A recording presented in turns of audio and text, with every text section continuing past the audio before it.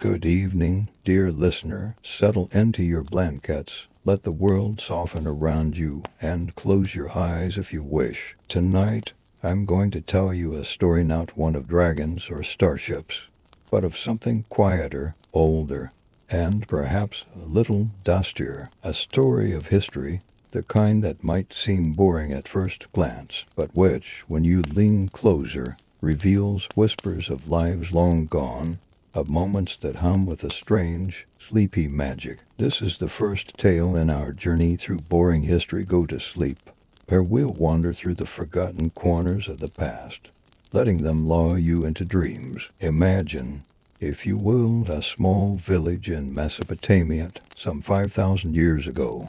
The air is warm, heavy with the scent of river mud and barley fields. The Tigris flows nearby, its waters glinting under a moon that looks much like the one you might see tonight. This is a place called Uruk, one of the first cities humanity ever built. It's not a grand metropolis as you might picture it, no skyscrapers, no neon, but a cluster of mud brick homes, their walls smoothed by hands that have long since turned to dust. The people here are farmers, potters, weavers, and priests, and their lives move to the rhythm of the seasons, the floods, and the stars. Let's linger on a woman named Enhedu.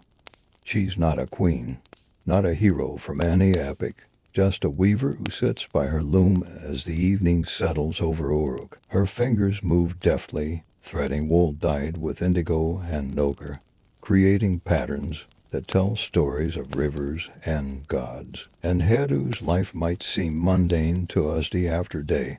She spins and weaves, tends to her small garden, and listens to the chatter of her neighbors. But there's a quiet beauty in her routine, a kind of magic in the way her hands shape something lasting from fleeting threads. She hums a song, low and melodic, one that her mother taught her, and her mother's mother before that.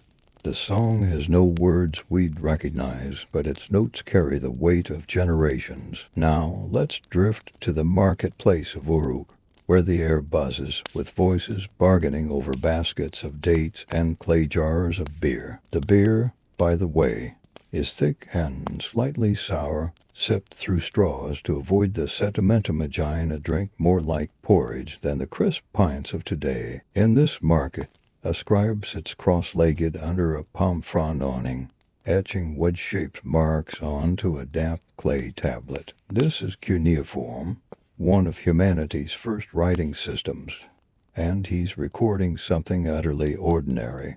A list of grain deliveries, 20 measures of barley to the temple, 10 to the potter's family. It's the kind of thing you'd skim over in a history book, if it even made it there. But pause for a moment and think. This scribe, whose name we'll never know, is capturing a moment of his world, preserving it in clay for us to find millennia later.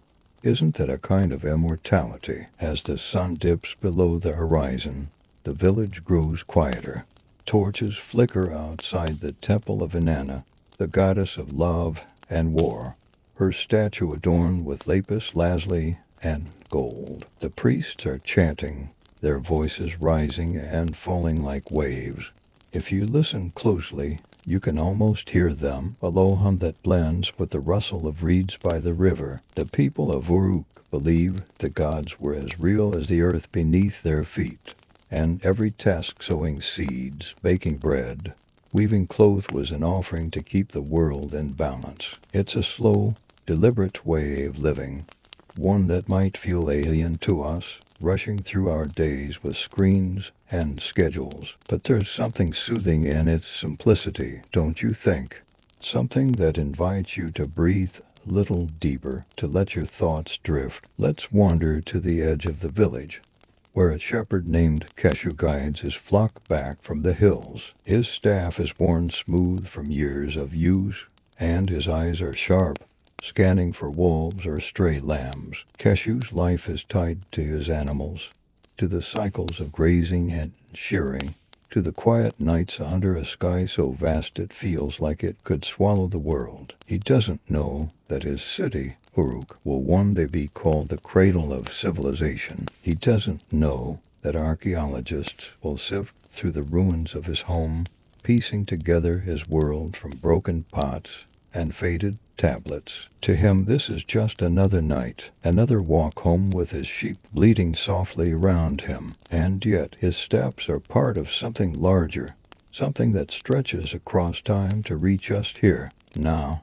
As you listen, close your eyes a little tighter and picture the stars above Uruk. They're the same stars you might see tonight, though the people here gave them different names, different stories. They saw gods and heroes in the constellations, tales of creation and destruction. As Keshu settles by a small fire, he might be thinking of those stories, or perhaps he's just tired, his mind wandering as sleep tugs at him. Let's linger with him for a moment, in that space between waking and dreaming, where the world feels soft and endless. This is the magic of history you see not in battles or kings, but in these quiet moments. The scratch of a scribe's stylus, the hum of a weaver's song, the shuffle of a shepherd's feet. These are the threads that weave the past into the present, and as you listen, you're part of that tapestry. So let your breath slow, let your mind drift like a boat on the Tigris, carried gently toward sleep. Tomorrow, we'll wander further to another forgotten corner of the past. But for now, rest here in Uruk, under the ancient stars. And so, dear listener, as the firelight fades and the night deepens, I'll leave you with this. History is not just a list of dates or events. It's a lullaby sung by countless voices across time, each one adding a note to the melody. Let it carry you now into dreams where the past and present blur, where you might walk the streets of Uruk or sit by Keshu's fire. Sleep well, and we'll meet again tomorrow night. Good evening, dear listener. Pull your blankets a little closer. Let the world grow quiet and sink into the softness of this moment. Tonight, we continue our journey through the sleepy corners of history, where the ordinary becomes extraordinary, where the past hums with a gentle magic that invites you to drift. Close your eyes, if you like, and let me take you to a place far older than cities, older than kings, a place where humanity was still learning what it means to stay in one place. Welcome to Katayuk, a village from 7,000 years ago, nestled in the plains of what we now call Turkey. This is the second tale in our boring history. Go to sleep. Picture a landscape under a wide, pale sky, where the grasses sway in a warm breeze, and the distant mountains blur into the horizon. Katayuk is not a city like Uruk. Not yet. It's a cluster of mud brick houses, packed so tightly together they share walls with no streets or alleys between them. The roofs are flat, made of packed earth and straw, and the people climb ladders to move from one home to another, their footsteps soft against the clay. The air smells of wood smoke, baked bread, and the faint earthy tang of drying lentils. It's a quiet place, but alive with the small sounds of daily life, the scrape of a grinding stone, the laughter of children, the low bleat of goats. Let's linger with a man named Keshu, who sits on the roof of his home as the sun begins to set. He's carving a small figurine from a piece of bone, his knife moving slowly, deliberately. The figurine is shapeless to our eyes, perhaps a person, perhaps a spirit, but to Keshu, it's an offering, a way to speak to the unseen forces that guide his world. His hands are calloused from years of work tending crops, shaping clay, repairing the walls of his home. Keshu's life is simple, repetitive, the kind of routine that might seem dull in a textbook, but there's a rhythm to it, a cadence that matches the rise and fall of your breath as you listen. Can you feel it, the steady pulse of a life lived close to the earth? Inside one of these homes, a woman named Lyra kneels by a small hearth, grinding barley into flour. The stone in her hands is smooth, worn by generations, and as she works, the grains release a faint, nutty scent. Her home is small, its walls painted with red ochre designed spirals, hands, simple shapes that seem to dance in the firelight. There are no windows, only a hole in the roof to let out the smoke, and the air is warm, close, comforting. Beneath the floor, her ancestors are buried, their bones carefully placed in shallow pits, wrapped in reed mats. To Lyra, they're not gone, they're part of the house, part of the family, watching over her as she grinds her grain. It's a strange thought to us, perhaps, but to her, it's as natural as the stars above, as familiar as the weight of the grinding stone in her hands. Let's drift to the edge of the village, where the fields stretch out, dotted with emmer wheat and lentils. A young boy, perhaps no older than 10, is herding a small flock of sheep, guiding them with a stick and a sharp whistle. His name is lost to time, but let's call him Aaron. His feet are bare, caked with dust, and his eyes are bright, scanning the horizon for signs of danger, a fox, perhaps, or a wandering dog. The sheep move slowly, grazing as the light fades, and Aaron hums a tune, something wordless and ancient, passed down through countless evenings like this one. The simplicity of his task, the quiet of the fields, it all weaves together into a moment that feels eternal, unchanging, like a dream you might slip into without noticing. Katayuk is a place of firsts, though its people don't know it. They're among the earliest farmers, the first to settle in one place, to build homes that last. Their lives are tied to the land, to the cycles of planting and harvest, to the animals they've learned to tame. There are no kings here, no written records, no grand monuments. Instead, there are small things: a clay pot with a chipped rim, a necklace of polished stones, a basket woven from river reeds. These are the treasures of Katayuk, the artifacts of lives lived fully, quietly, in harmony with the world around them. As you listen, imagine holding one of those pots, feeling its weight, its roughness. It's a connection to people who lived so long ago, yet who are not so different from you, lying there, breathing softly in the dark. The night deepens now, and the village grows still. On the roofs, families gather, sharing flatbreads and dried fruit, their voices low, their laughter soft. The stars are bright above, a tapestry of light that tells stories of gods and animals, of beginnings and endings. Teshub sets his carving aside. Lyra sweeps the last of the flour into a bowl, and Aaron leads his sheep back to their pen.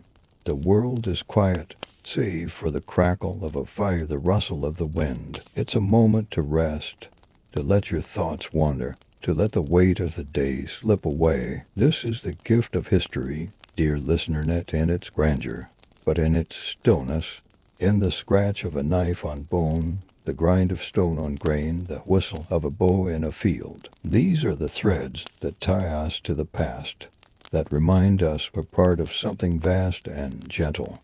So let your breath slow, let your mind drift like a leaf on the wind, carried toward sleep. Tomorrow, we'll wander again to another quiet corner of the past.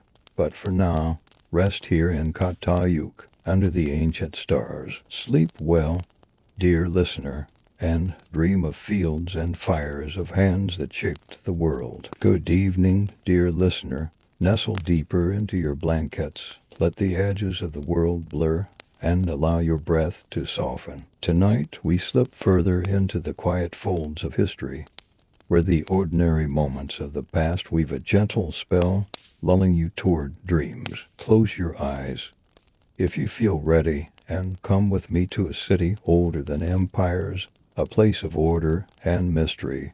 Mohenjo-Daro, in the Indus Valley, some 4,500 years ago. This is the third tale in our boring history. Go to sleep, a story of lives so distant, yet so close to the rhythm of your own heartbeat. Picture a city of baked brick, its streets laid out in a grid as precise as a weaver's loom.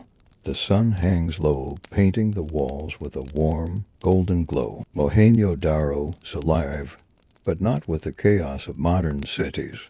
Its streets are white, clean, lined with drains that carry water away like veins in the earth. The air carries the scent of dust, sesame oil, and the faint sweetness of ripening figs. Houses rise to stories high, their flat roofs catching the last of the daylight, while below, families move through their evening tasks with a quiet grace. This is a place of order, of routine, where life flows as steadily as the Indus River nearby. Let's linger with a potter named Ravi, who sits in a small courtyard, his hands slick with clay.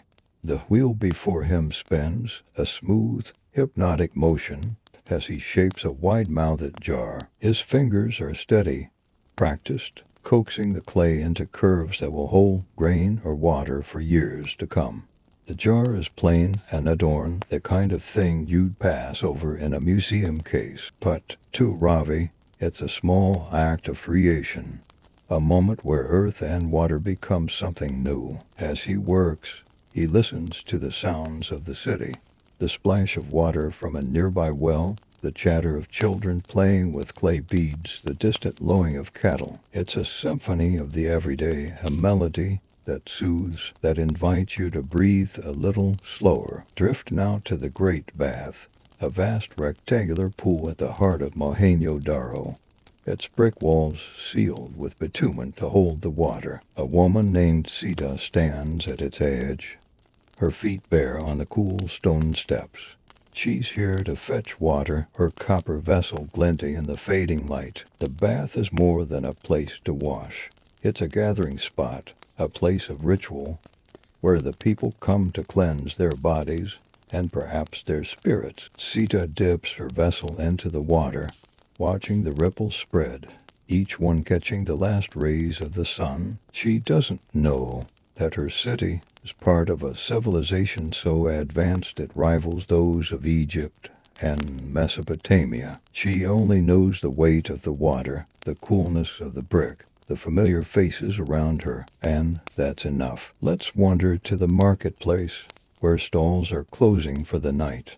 A merchant named Haru folds his woven mats, his fingers brushing over shells and carnelian beads traded from far-off lands. The Indus Valley is a crossroads, its people connected to places they'll never see through goods that pass from hand to hand. Haru's stall is small, his wares simple, clay figurines, cotton cloth dyed with madder root, jars of barley. He counts his beads carefully, tying them into a small leather pouch.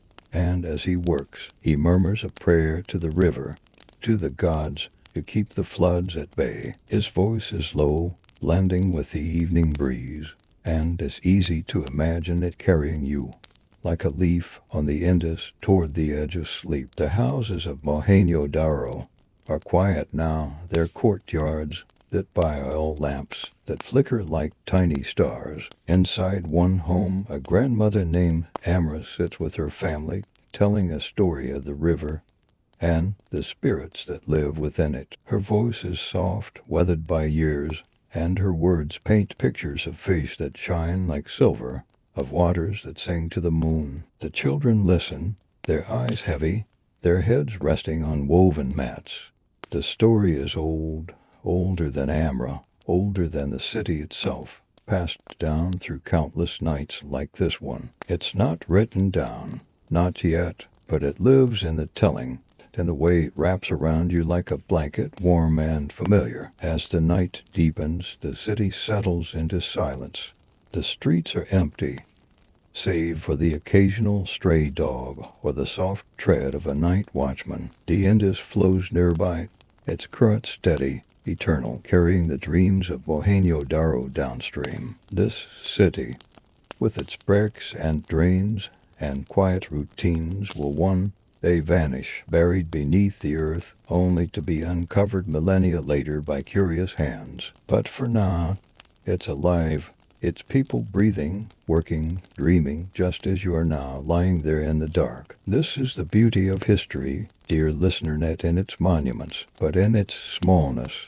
The spin of a potter's wheel, the ripple of water in a bath, the murmur of a story told by lamplight. These are the threads that bind us to the past, that remind us we're part of something larger, something that stretches across time. So let your breath slow, let your thoughts drift like the Indus itself, carrying you gently towards sleep. Tomorrow, we'll wander again to another quiet corner of history, but for now, rest here in Mohenjo-Daro, under the ancient stars. Sleep well, dear listener, and dream of rivers and clay, of hands that shaped a world long gone. Good evening, dear listener. Tuck yourself into the warmth of your blankets. Let the world grow soft and distant, and breathe deeply as the night wraps around you. Tonight, we wander once more into the quiet corners of history, where the ordinary hums with a gentle,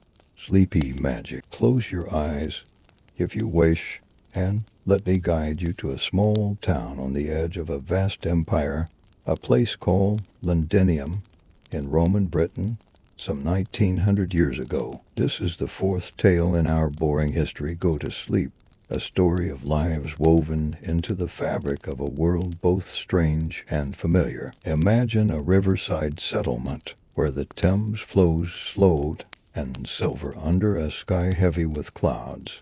Londinium is young, barely a town, its wooden houses and workshops clustered along muddy streets. The air smells of wood smoke, damp earth, and the faint tang of olive oil carried from distant lands. Torches flicker along the docks, where boats bob gently, their hulls laden with ivory of wine and grain. This is no grand capital, not yet just a trading post, a speck in the Roman Empire, where merchants, soldiers, and locals mingle in the evening's quiet. The rhythm of life here is steady and hurried, like the lapping of the river against its banks. Let's linger with a baker named Marcus, who kneads dough in a small shop near the Forum. His hands are dusted with flour, his arms strong from years of work. The oven behind him glows, casting a warm light across the room, and the scent of fresh bread fills the air, rich and comforting. Marcus shapes loaves with care, some round, some marked with a cross, ready for the soldiers and traders who will buy them at dawn. His life is one of routine, mixing, kneading, baking day after day, but there's a kind of alchemy in it, turning simple grain into something that feeds a town. As he works, he hums a tune from his childhood in Gaul, a melody that feels like home, even here, so far from where he was born. Can you hear it? Faint and lilting, blending with the crackle of the fire. Drift now to the river bank, where a woman named Livia stands, wrapping a woolen cloak tighter against the evening chill. She's a potter's wife, her hands stained with clay from helping her husband shape jugs and bowls. Livia watches the water, her thoughts drifting to the stories her grandmother told of river spirits, of gods who guard the tides. The Thames is alive to her, its ripples carrying whispers of the world beyond Rome, Hispania, the edges of the empire. She carries a small clay lamp, its flame dancing in the breeze, and as she walks home, her footsteps are soft, almost lost in the murmur of the river. It's a moment so small, so fleeting, yet it holds the weight of a life lived fully in its time. Let's wander to the marketplace, now quiet as the day fades. A merchant named Gaius is closing his stall, folding lengths of coarse linen and stacking jars of garum, that pungent fish sauce the Romans love. His hands move quickly, practiced, but his mind is elsewhere, perhaps on the profits he'll make tomorrow, or the letter he's waiting for from his brother in Nebuchadnezzar. The market is a jumble of smells and sounds, the sharp bite of vinegar, the clink of bronze coins, the low voices of stragglers bargaining for the last of the day's goods. Gaius pauses, looking up at the sky, where the first stars are beginning to pierce the dusk. It's a simple act, but one that connects him to you across centuries as you lie there, perhaps gazing at your own stars. Inside a small house, a family gathers around a low table, sharing a meal of bread, lentils, and watered wine. The mother, Claudia, tells her children a story of the goddess Vestet, keeper of the hearth, whose fire burns eternal. The children listen, their eyes heavy, their small hands clutching wooden spoons. The room is lit by oil lamps, their light soft and golden, casting shadows that flicker like dreams. The house is modest, its walls plastered and painted with simple patterns, vines, perhaps, or waves. Beneath the floor, a small offering to the household gods, a clay figurine, a cone, a prayer for protection. These are the rituals of Londinium, quiet and unremarkable, yet they anchor this family to their world, to their gods, to each other. The night deepens now, and the town grows still. The streets are empty, save for the patter of rain and the distant bark of a dog. At the edge of Londinium, a watchman paces, his cloak heavy with damp, his spear resting against his shoulder. He doesn't know that this small town will one day grow into a city that spans the globe, its name echoing through time. He only knows the cold, the quiet, the duty that keeps him walking through the night. The Thames flows on, its waters carrying the dreams of Londinium downstream, to the sea, to the stars. This is the gift of history, dear listener, not in its triumphs, but in its stillness, the knead of dough in a baker's hands, the flicker of a lamp by the river, the murmur of a story told to children. These are the threads that weave the past into the present, that remind us we're part of something vast, something gentle. So let your breath slow, let your thoughts drift like the Thames itself, carrying you toward sleep. Tomorrow, we'll wander again to another forgotten corner of history. But for now, rest here in Londinium, under the ancient stars. Sleep well, dear listener, and dream of rivers and bread, of hands that shaped a world long gone. Good evening, dear listener. Snuggle deeper into your blankets. Let the world fade to a whisper, and breathe slowly as the night folds you in its gentle embrace. Tonight we drift further into the quiet corners of history, where the ordinary glows with a soft, sleepy magic. Close your eyes, if you're ready, and let me take you to a village on the edge of a great empire, near Luoyang in Han Dynasty, China, some 1900 years ago. This is the fifth tale in our boring history Go to Sleep, a story of lives woven into the rhythm of a world both distant and familiar. Imagine a village nestled in a valley, where the yellow river winds like a ribbon of silk under a twilight sky. The air is cool, scented with pine, wet earth, and the faint sweetness of millet cooking over open fires. The houses here are simple, their walls made of ram earth, their roofs thatched with straw that rustles in the evening breeze. Lanterns hang from wooden beams, casting a warm, golden glow across courtyards where families gather. This is no grand city, not like Luoyang with its palaces and bustling markets, but a quiet place where life moves to the rhythm of the seasons, the river, and the stars. Let's linger with a farmer named Wei, who stands in his field, his hands resting on a wooden plow. The soil is rich, dark, turned by days of labor. Wei pauses to wipe sweat from his brow, his eyes scanning the rows of millet and soybeans. His work is slow, repetitive, the kind of task that fills history books with dates and yields, but rarely with names. Yet there's a beauty in it, a connection to the earth that feels eternal. Wei's tunic is patched, his sandals worn, but his movements are steady, deliberate, like a dance with the land. As the sun dips lower, he listens to the hum of crickets, their song weaving through the air, a lullaby that matches the beat of your own breath. Drift now to a small courtyard, where a woman named Leon sits at a loom weaving silk. Her fingers move with practiced grace, guiding the shuttle back and forth, creating cloth so fine it seems to shimmer like moonlight. The silk is precious, destined for a merchant who will carry it along the Silk Road to far-off lands. Leon doesn't know where her work will end up, perhaps in the hands of a noble in Chang'an, perhaps across deserts she never see. She only knows the rhythm of the loom, the soft clack of wood, the feel of the thread against her skin. Her daughter, Mei, sits nearby, spinning raw silk into thread,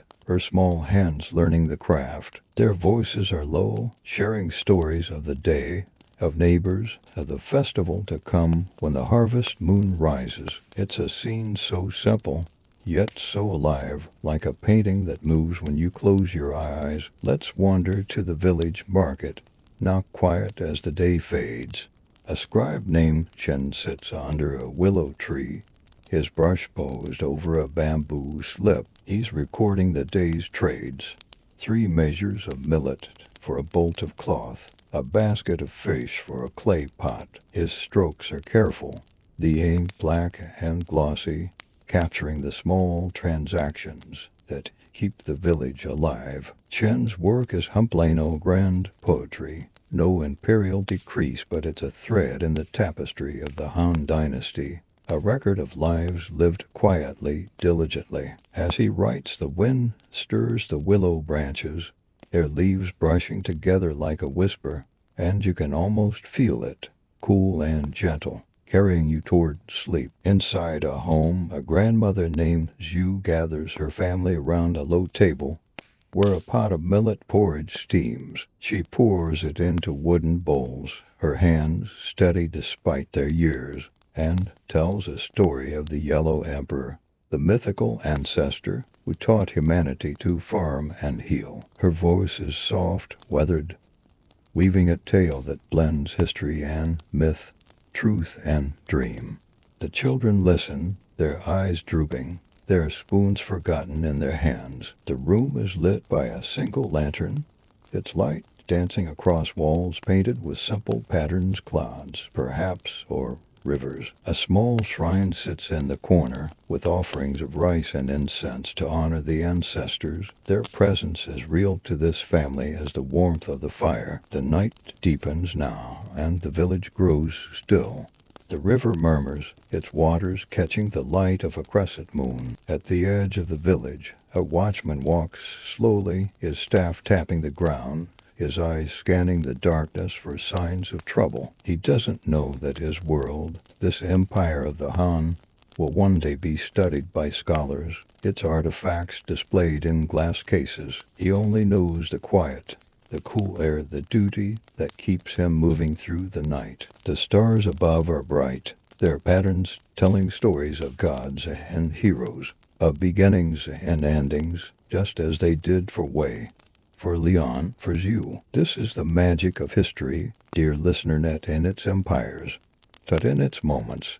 The turn of a plow in a field, the clack of a loom, the scratch of a brush on bamboo. These are the threads that connect us to the past, that remind us we're part of something vast, something gentle. So let your breath slow, let your thoughts drift like the yellow river, carrying you toward sleep. Tomorrow, we'll wander again to another quiet corner of history, but for now, rest here near Luoyang, under the ancient stars. Sleep well, dear listener, and dream of fields and silk, of hands that shaped a world long gone. Good evening, dear listener. Sink deeper into your blankets. Let the edges of the day dissolve, and breathe slowly as the night wraps you in its quiet embrace. Tonight, we wander once more into the gentle folds of history, where the ordinary shines with a soft, sleepy magic. Close your eyes, if you're ready, and let me guide you to a village in the heart of West Africa, near the fabled city of Timbuktu, in the Mali Empire, some 700 years ago. This is the 6th tale in our boring history. Go to sleep, a story of lives woven into the rhythm of a warm, vibrant world. Picture a village under a vast, star-strewn sky where the air is warm and dry, carrying the scent of sun-baked earth, millet, and the faint spice of shea butter. The houses are round, their walls made of mud and straw, their roofs conical, like hats pulled low against the sun. Lanterns flicker in doorways, casting pools of golden light across the packed earth courtyards. The Niger River is nearby, its waters glinting in the moonlight, a lifeline for the village's crops and cattle. This is no grand city, not Timbuktu with its scholars and mosques, but a humble place where life moves to the beat of drums, the call of goats, and the whisper of the wind across the savannah. Let's linger with a weaver named Awa, who sits outside her home, her loom stretched taut under a baobab tree. Her hands move rhythmically, weaving strips of cotton into cloth dyed with indigo, the deep blue catching the last light of dusk. Awa's work is steady, repetitive, the kind of task that fills no history books but clothes a community.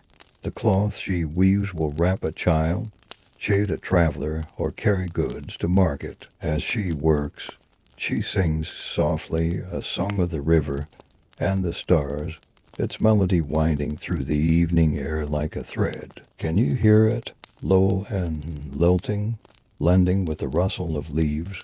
It's a sound that soothes, that invites you to breathe a little slower. Drifting out to the edge of the village, where a herder named Musa guides his cattle back from the grasslands. His staff taps the ground, his voice low as he calls to the animals, their bells jingling softly. The cattle move slowly, their hooves kicking up small clouds of dust, and Musa's eyes scan the horizon, watchful for jackals or the shift of the wind. His life is tied to the seasons, to the rains that bring green to the savannah, and the dry months that test his herd. It's a simple life, one of long days and quiet nights, but there's a dignity in it, a connection to the land that feels eternal. As he walks, the stars begin to emerge, bright and countless, and you can almost see them reflected in his eyes, a map of the heavens guiding him home. Let's wander to the village square, where the day's work is winding down. A storyteller named Fatu sits by a fire, her voice rising and falling as she shares a tale of Anansi, the trickster spider, with a circle of children. Her hands move as she speaks, tracing shapes in the air, webs, rivers, stars. The children listen, their laughter fading into yawns, their heads resting on their arms. Fatu's stories are old, passed down through generations, carrying lessons of wisdom, humor, and survival. They're not written in books, not here, but they live in the telling, in the firelight, and the way they wrap around you like a warm blanket. The fire crackles, its sparks rising into the night, and it's easy to imagine them carrying the story upward, to mingle with the stars. Inside a home, a grandmother named Kadi prepares a meal, stirring a pot of millet porridge over a small fire. The room is filled with the scent of roasted peanuts and spices, a warmth that seeps into the walls of sun-baked mud. Her family gathers around, sharing bowls and stories of the day's market, the river, the gossip of neighbors. Kadi's hands are steady, her fingers worn from years of grinding grain and shaping clay. In a corner, a small shrine holds offerings to the ancestors, a handful of millet, a carved wooden figure, a prayer for protection. The room is lit by a single oil lamp, its flame dancing across walls decorated with simple patterned spirals, hands, the shapes of the savannah. It's a scene so ordinary, yet so alive, like a dream you might slip into without noticing. The night deepens now, and the village grows still. The river hums, its waters carrying the dreams of the Mali Empire downstream. At the edge of the village, a watchman paces, his spear resting lightly on his shoulder, his eyes scanning the darkness. He doesn't know that Timbuktu, just beyond his village, will one day be renowned as a center of learning, its manuscripts treasured across the world. He only knows the quiet, the warmth of the night, the duty that keeps him walking. The stars above are a canopy, their light telling stories of gods and ancestors, of journeys and homecomings, just as they did for Wa, for Musa, for Kadi. This is the beauty of history, dear listener, not in its kings or conquests, but in its stillness. The rhythm of a weaver's loom, the jingle of a herder's bells, the cadence of a storyteller's voice. These are the threads that tie us to the past, that remind us we're part of something vast, something gentle. So let your breath slow, let your thoughts drift like the Niger River, carrying you toward sleep. Tomorrow, we'll wander again to another quiet corner of history. But for now, rest here near Timbuktu, under the ancient stars. Sleep well, dear listener, and dream of rivers and firelight, of hands that shaped a world long gone. Good evening, dear listener.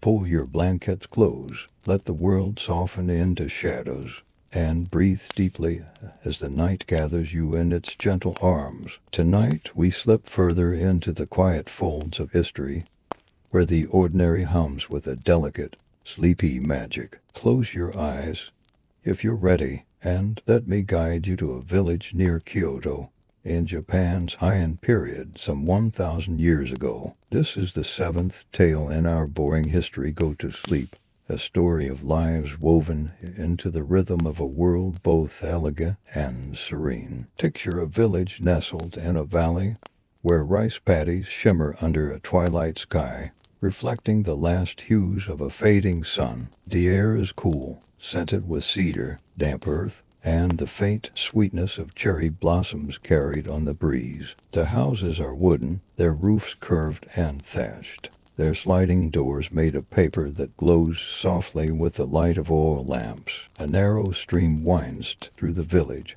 its waters murmuring over smooth stones, a quiet song that blends with the chirp of crickets. This is no grand capital, not like Kyoto, with its palaces and poets, but a humble place where life moves to the rhythm of planting, weaving, and the turning of the seasons. Let's linger with a farmer named Taro, who stands at the edge of his rice paddy, his hands resting on a wooden hoe. The soil is soft, wet, clinging to his sandals as he surveys the rows of young rice plants, their green tips swaying gently. Taro's work is slow, repetitive, the kind of labor that fills no chronicles but feeds a village. Yet there's a grace in it, a harmony with the earth that feels timeless. As the sky deepens to indigo, he pauses, listening to the stream, its flow steady and soothing. His tunic is simple, hemp dyed a faded blue, and his face is weathered, but his eyes are calm, reflecting the stars that are just beginning to appear. Can you feel it? The quiet of his world, matching the rhythm of your own breath. Drift now to a small house, where a woman named Hannah sits at a loom weaving cloth from mulberry silk. Her fingers move with delicate precision, guiding the shuttle through threads that shimmer like moonlight on water. The cloth she weaves is plain, meant for everyday robes, not the silks of court ladies in Kyoto. Yet each pass of the shuttle is a small act of creation, a moment where skill and patience become art. Hannah's daughter, Yuna, sits nearby grinding charcoal for ink, her small hands careful and steady. They speak softly, their voices blending with the clack of the loom, sharing stories of the day off the market, of a neighbor's new child, of the festival plan for the full moon. It's a scene so gentle, so ordinary, it wraps around you like a warm breeze, inviting you to relax. Let's wander to the village shrine, where a priest named Kenta tends a small altar, its wooden frame adorned with rice straw ropes and white paper strips. He sweeps the stone path with a bamboo broom, the sound rhythmic, almost hypnotic. The shrine is dedicated to the kami of the stream, the spirits that guard the village's water and crops. Kenta places an offering, a bowl of rice, a sprig of sakake, his movements slow, reverent. His prayers are simple, spoken in a low murmur, asking for rain in its season, for health, for peace. The air around the shrine is still, save for the rustle of leaves and the distant call of a night bird. It's a moment that feels eternal, a connection to something larger, something that carries you toward the edge of sleep. Inside a home, a grandfather named Soma gathers his family around a low table where a pot of barley tea steams, its earthy scent filling the air. He tells a story of the fox spirits, the kitsune, who dance in the forest under the moon. His voice is soft, cracked with age, weaving a tale that blends myth and memory, truth and dream. The children listen, their eyes heavy, their hands wrapped around clay cups. The room is lit by a single lamp, its flame casting shadows that flicker across paper screens painted with simple design spine branches, perhaps, or cranes. A small altar in the corner holds offerings to the ancestors, a rice cake, a candle, a whispered prayer. It's a scene so intimate, so alive, like a dream you might slip into without noticing. The night deepens now, and the village grows still. The stream hums, its waters catching the light of a crescent moon. At the edge of the village, a watchman walks slowly, his lantern swaying, its glow a soft beacon in the dark. He doesn't know that his world, this high in Japan, will one day be celebrated for its poetry and grace, its stories preserved in scrolls. He only knows the quiet, the cool air, the duty that keeps him moving through the night. The stars above are bright, their patterns telling tales of gods and spirits, of journeys and homecomings, just as they did for Taro, for Hannah, for Soma. This is the beauty of history, dear listener, not in its courts or conquests, but in its stillness. The sweep of a broom at a shrine, the clack of a loom, the murmur of a story by lamplight. These are the threads that tie us to the past, that remind us we're part of something vast, something gentle. So let your breath slow, let your thoughts drift like the stream through the village, carrying you toward sleep. Tomorrow, we'll wander again to another quiet corner of history, but for now, rest here near Kyoto, under the ancient stars. Sleep well, dear listener, and dream of rice fields and fox spirits, of hands that shaped a world long gone. Good evening, dear listener. Nestle into your blankets, let the world blur into a soft haze, and breathe slowly as the night wraps you in its gentle hush. Tonight, we wander deeper into the quiet corners of history, where the ordinary glows with a tender, sleepy magic. Close your eyes, if you're ready, and let me guide you to a village high in the Andes Mountains, in the time of the Chavan culture, some 2,500 years ago. This is the eighth tale in our boring history. Go to sleep, a story of lives woven into the rhythm of a world both ancient and alive. Picture a village perched on a terraced hillside, where the air is thin and cool, scented with wood smoke, damp stone, and the faint tang of roasted maize. The houses are built of stone and adobe, their roofs thatched with itchy grass, swaying gently in the mountain breeze. A river runs below,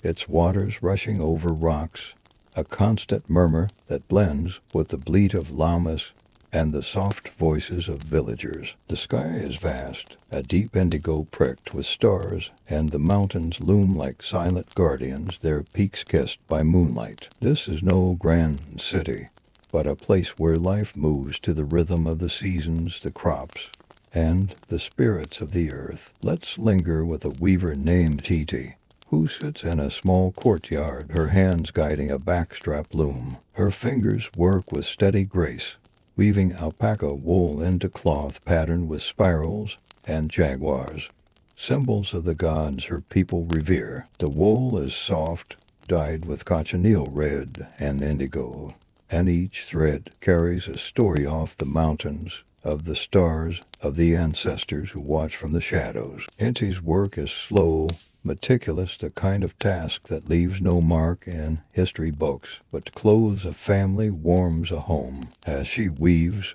she hums a tune, low and wordless, its notes blending with the river's song. Can you hear it? Soft and soothing, inviting you to breathe a little deeper. Drift now to the fields, where a farmer named Kusi tends rows of quinoa and potatoes, his hands caked with earth. The terraces are steep, carved into the mountainside by generations before him, each step a testament to patience and care. Kusi's hoe is made of wood and stone, its edge worn but sharp, and his movements are deliberate, turning the soul to cradle the seeds. The work is hard, the days long, but there's a rhythm to it, a connection to the land that feels eternal. As the sun dips below the peaks, casting long shadows across the terraces, Kusi pauses, his eyes tracing the flight of a condor overhead, its wings slicing through the twilight. It's a moment so simple, yet so alive, like a breath held in the stillness of the mountains. Let's wander to the village plaza, where a priestess named Suma prepares an offering at a small stone altar. She arranges coca leaves and maize kernels in careful patterns, her hand steady, her prayers a soft murmur to the mountain gods. The altar is carved with serpents and felines, their shapes worn smooth by years of touch. Suma's role is humble. She is no high priestess of the great Shavan temple, but her offerings keep the village in balance, tying it to the spirits of the earth and sky. The air around her is cool, scented with burning herbs, and the stars above seem to listen, their light pulling on the stones. It's a scene that feels timeless, a ritual that wraps around you like a dream, carrying you toward sleep. Inside a home, a grandmother named Yana gathers her family around a clay hearth, where a pot of maize stew simmers, its warmth filling the air. She tells a story of the jaguar god, who prowls the mountains, guarding the village from harm. Her voice is soft, cracked with age, weaving a tale that blends myth and memory, truth and wonder. The children listen, their eyes heavy, their hands clutching woven blankets. The room is lit by a small fire, its flames dancing across walls of smoothed adobe, decorated with simple carving stars, perhaps, or rivers. A small niche holds offerings to the ancestors, a polished stone, a feather, a whispered prayer. It's a moment so intimate, so ordinary, it feels like a lullaby sung just for you. The night deepens now, and the village grows still. The river rushes on, its waters catching the light of a crescent moon. At the edge of the village, a herder named Tupa guides his llamas to a stone corral, their soft grunts blending with the wind. He doesn't know that his culture, the Chavan, will one day be studied for its art and temples, its artifacts treasured in museums. He only knows the cold, the quiet, the duty that keeps him moving through the night. The stars above are a tapestry, their patterns telling stories of gods and ancestors, of journeys and homecomings, just as they did for Inti, for Kusi, for Yana. This is the beauty of history, dear listener, not in its temples or triumphs, but in its stillness. The rhythm of a weaver's loom, the turn of a farmer's hoe, the murmur of a prayer by starlight. These are the threads that tie us to the past, that remind us we're part of something vast, something gentle. So let your breath slow, let your thoughts drift like the river through the Andes, carrying you toward sleep. Tomorrow, we'll wander again to another quiet corner of history, but for now, rest here in this mountain village, under the ancient stars. Sleep well, dear listener, and dream of mountains and maze of hands that shaped a world long gone.